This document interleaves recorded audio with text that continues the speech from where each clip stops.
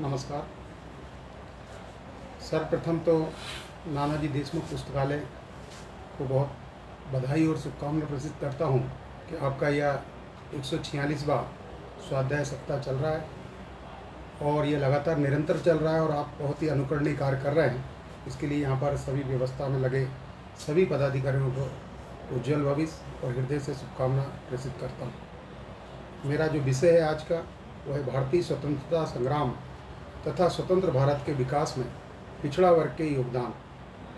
तो हम लोग सब जानते ही किसी न किसी प्रकार का जब कोई भी विकास होता है या कोई उपलब्धि होती है तो उसमें कहीं ना कहीं किसी न किसी व्यक्ति का सहयोग और उसमें श्रेय जाता है। हम लोग सब जानते हैं कि यह देश के अंदर जो आबादी है, चाहे देश की बात करें चाहे प्रदेश की बात करें, तो पिछड़ा वर्ग चूँकि एक बड़ी आबादी है, जिसकी मध्य प्रदेश में एक 50.9 ऐसे मोटे मोटे तौर पर 51% आबादी, देश के अंदर भी ये 52% आबादी सरकारी आंकड़ों में है। ये पुराने आंकड़े हैं, तो उस हिसाब से इस लोकतंत्र और प्रजातंत्र में जनमत का महत्व है और उस जनमत की दृष्टि से एक बहुत बड़ा वर्ग है, उसका नाम है पिछड़ा वर्ग। अब जब इतने बड़ा वर्ग है तो इसके अंदर जो है कई प्रकार के ऐसे कार्यकर्ता हैं। तो वो पंक्ति हमने लगातार सुनी थी कि लीक लीक गाड़ी चले और लीकई चले कपूत और लीक छोड़ तीनों चले साधु सिंह सपूत। तो ऐसे साधु सिंह सपूत के रूप में काम करने वाले ऐसे देशभक्त और राष्ट्रभक्त कार्यकर्ता कई हमारे इस स्वतंत्रता संग्राम में जिन्होंने अपने प्राणों की आहुति दी और उनका एक ही लक्ष्य था, एक ही ध्येय था, एक ही चिंतन था कि यह न मेरा राष्ट्र का है और राष्ट्र हित ही सब समर्पित के भाव को उद्दीलित करते हुए हंसते हंसते अपने प्राण त्याग दिए। इसमें कई ऐसे महापुरुष रहे। अब हम बात करें तो सन 1848 की, कि सन 1848 में इस देश के अंदर शिक्षा के क्षेत्र में और शिक्षा के जगत में कभी पहला विद्यालय खोला तो वो श्रेय जाता है महात्मा ज्योतिराव फुले और उनकी धर्मपत्नी सावित्रीबाई फुले को। जब उस समय देश के अंदर महिलाओं को, बहनों को बाहर निकलने की अनुमति नहीं थी, बाहर जाने नहीं दिया जाता था। शिक्षा के क्षेत्र में तो दूर की बात, बाहर जाना भी एक अपराध के बोध की तरह लगता था। उस समय जो है ऐसा बीड़ा उठाने वाले कोई व्यक्ति थे तो वो पिछड़ा वर्ग से आते थे, महात्मा ज्योतिराव फुले और उनकी पत्नी। और जब वो पढ़ाने के लिए जाते थे तो उसमें बाहर बहिष्कार होता था, क्षेत्र के लोग उसका विरोध करते थे। जब वो घर से विद्यालय के लिए जाते थे तो उस समय जो है वो एक साड़ी सावित्रीबाई फुले अपनी अलग से रख के ले जाती थी। जब क्षेत्र के लोग उनके ऊपर विष्ठा और गंदी चीज़ें फेंक देते थे तो सावित्रीबाई फुले विद्यालय में पहुंचने के बाद में अपनी साड़ी को चेंज करके और फिर वो महिलाओं को शिक्षा देने का काम करते थे। वहीं से हम जो आगे लगातार बढ़े तो फिर हमारे भीमराव अंबेडकर जी, जिन्होंने कि वाकई में जाति पात को लेकर भी बहुत नीचे नीचे तक जो पिछड़े शोषित और पीड़ित वर्ग के लोग थे उन सबको आगे लाने का कार्य किया। लगातार इस देश के अंदर कई ऐसे सामाजिक कार्य हुए हैं, उसमें पिछड़ा वर्ग का महत्वपूर्ण योगदान रहा है। चूँकि यह संख्या बड़ी है और इस देश के अंदर देशभक्त और राष्ट्रभक्त के रूप में, चूँकि एक ओबीसी वर्ग जो है एक स्वाभिमानी वर्ग है, मेहनतकश वर्ग है, मेहनती वर्ग है, तो मेहनत करता है और यह निस्वार्थ भाव से स्वाभिमानी वर्ग होने के कारण सेवा करने का भाव रहता है। तो इसमें ऐसे लाखों लाख और हजारों हजार कार्यकर्ताओं ने भारतीय स्वतंत्रता संग्राम तथा स्वतंत्र भारत के विकास में अपना महत्वपूर्ण योगदान दिया। आज वर्तमान परिदृश्य की हम बात करें तो सन 1955 से लेकर तो 2021 तक की जो बात करते हैं तो हम देखते हैं कि काका कालेलकर आयोग, उस समय देश के अंदर नेहरू जी का राज हुआ करता था और नेहरू जी ने पिछड़ा वर्ग की जातिगत गणना होने के लिए उसमें रोक लगाने का काम किया। आज देश के अंदर 70 सालों में कौन कौन सी सरकारें रही, किन किन की सरकारों ने यहाँ पर आकर राज किया, यह बताने की जरूरत नहीं है, देश भली भांति जानता है। लेकिन पिछड़ों को आगे लाने का कार्य किसी व्यक्ति ने नहीं किया और कभी किसी व्यक्ति ने किया है तो वो आज देश की यशस्वी प्रधानमंत्री माननीय नरेंद्र मोदी जी को श्रेय जाता है। हमारे मध्य प्रदेश के अंदर जो एक भारतीय जनता पार्टी की सरकार और देश के अंदर जो भारतीय जनता पार्टी की सरकार है उसको श्रेय जाता है। उसका प्रत्यक्ष उदाहरण सामने को देखने को आगे मिलेगा। तो 1955 से लेकर तो 77, 78 में भी राजीव गांधी से लेकर इंदिरा गांधी से लेकर तमाम नेता हमारे देश के अंदर राज किए, लेकिन उन्होंने इस वोट बैंक की राजनीति करते हुए सिर्फ पिछड़ों को उन्होंने शोषित और पीड़ित वर्ग समझते हुए और उनका लाभ लेते हुए और उनका वोट लेने का प्रयास किया, उनको गुमराह करने का प्रयास किया। पिछड़ा वर्ग आयोग को संवैधानिक दर्जा, जहाँ पर कि पिछड़ा वर्ग की जातियों का और पिछड़ा वर्ग के लिए चिंतन और अध्ययन का एक केंद्र बिंदु था, लेकिन उसको भी जो है लॉलीपॉप देते हुए और वोट बैंक की राजनीति करते हुए लगातार उनको गुमराह करने का काम किया। जब देश की यशस्वी प्रधानमंत्री माननीय नरेंद्र मोदी जी ने देश की जब बागडोर संभाली तब हमने देखा कि पिछड़ा वर्ग आयोग को संवैधानिक दर्जा मिला और उस दर्जे को मिलने के बाद में इस देश के अंदर कई राज्यों में सरकारें रही, सभी स्टेट में, लेकिन मध्य प्रदेश एक पहला राज्य घोषित हुआ जिसके हमारे यशस्वी मुख्यमंत्री शिवराज सिंह जी चौहान जी, जिन्होंने धारा 38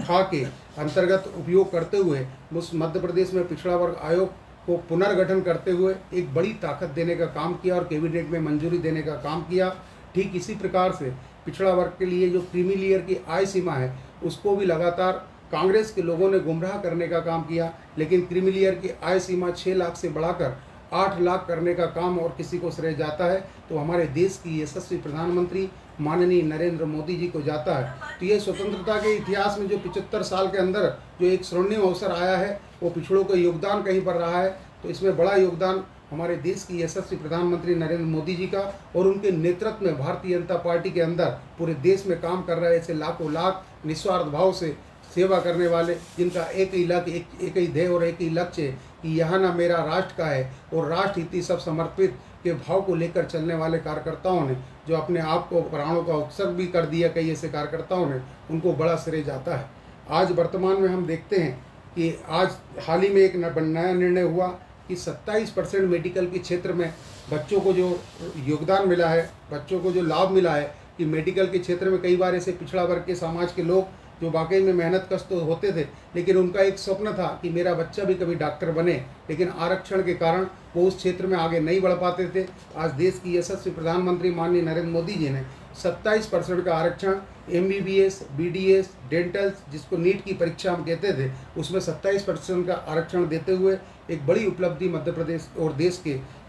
OBC के लोगों को सौगात दिए। इसके कारण हमारा जो OBC वर्ग है इस स्वतंत्रता की राजनीति में एक बड़ा कदम बढ़ाएगा, क्योंकि हम एक पंक्ति है वो सुनते आए थे कि 10 दिशाओं में जाएं, दल बादल से छा जाएं, उमड़ घुमड़ कर इस धरती को नंदन वंशा सरसाएं। लेकिन उसमें जो महत्वपूर्ण पंक्ति थी वह यह थी कि यह मत समझो किसी क्षेत्र को खाली रह जाने देंगे और दानवता की बेल बिसेली कहीं नहीं छाने देंगे। तो 10 दिशाओं में विकास करने का किसी ने काम किया है तो वो हमारे माननीय देश की यशस्वी प्रधानमंत्री नरेंद्र मोदी जी है, और वो एक ऐसे देशभक्त और राष्ट्रभक्त है, वो वाकई में एक पिछड़ों के मसीहा है, जिनका कि एक बड़ा योगदान इस देश के अंदर भारतीय स्वतंत्रता से लेकर तो आज तक में, भले ही आज प्रधानमंत्री बने लेकिन उनकी लड़ाई लंबे समय से चली आ रही है। वो हमेशा सर्व समाज को लेकर आगे बढ़ने वाले हैं, तो अकेला पिछड़े के लिए नहीं, लेकिन चूंकि अभी ये आज मेरा जो विषय है उसमें पिछड़ा वर्ग ही आया है, तो इसलिए मैं पिछड़ा वर्ग को लेकर विशेष करके आपसे चर्चा कर रहा हूँ। बाकी उनका लक्ष्य तो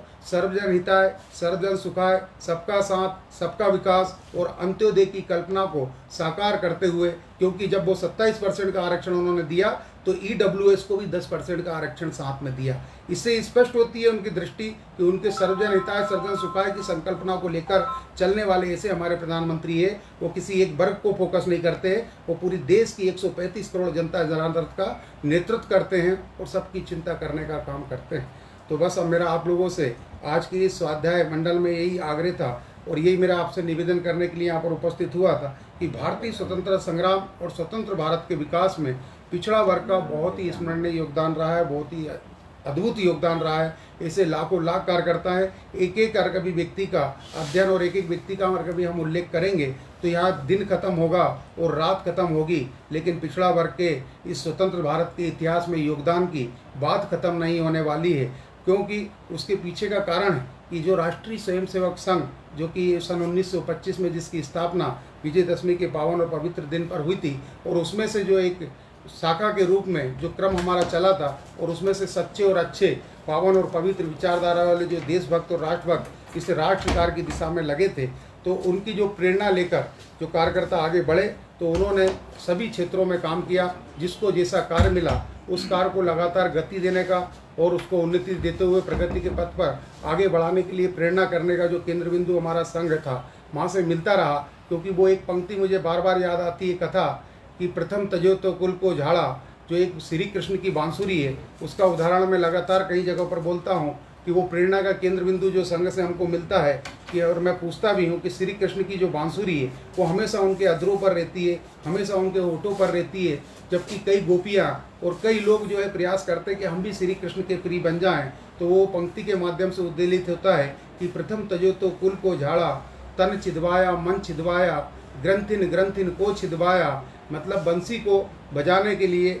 और बंसी को बनने के लिए उसने कितना बड़ा त्याग किया। श्री कृष्ण की प्रिय बनने के लिए, श्री कृष्ण को अधरों पर पहुंचने के लिए उस बंसी ने सबसे पहले अपने घर को छोड़ा, अपने परिवार को छोड़ा, जिस जगह वो लगती थी वहाँ से उसको काट के लाए, और काट के लाने के बाद में फिर उसको खाली किया और तन छिदवाया मन छिदवाया, मतलब जो सातों स्वर होते थे सारे गामा पदा निसा के, तो वो सातों स्वर बनने के बाद में भी बंसी का ये भाव नहीं रहा कि श्री कृष्ण जी हमने तो आपके लिए घर छोड़ दिया, परिवार छोड़ दिया, कुल छोड़ दिया है और तन मन सब छिद गया है, अब तो एक बार सा हमारे हिसाब से निकाल दो या राह हमारे हिसाब से निकाल दो, जैसा असुर श्याम ने बजाया वैसा असुर निकाला। ऐसी त्याग और सारा समर्पण की परिश्रम की पराकाष्ठा करने का जो केंद्र बिंदु जहाँ से हमको मिलता है वो सब हमारी जो फैक्ट्री है उसका नाम है राष्ट्रीय स्वयंसेवक संघ, जहाँ से ऐसे लाखों लाख कार्यकर्ता निर्माण होते हैं और फिर वहाँ से आके वो पंक्ति बाहर निकलती है कि कोई चलता पथ चिन्हों पर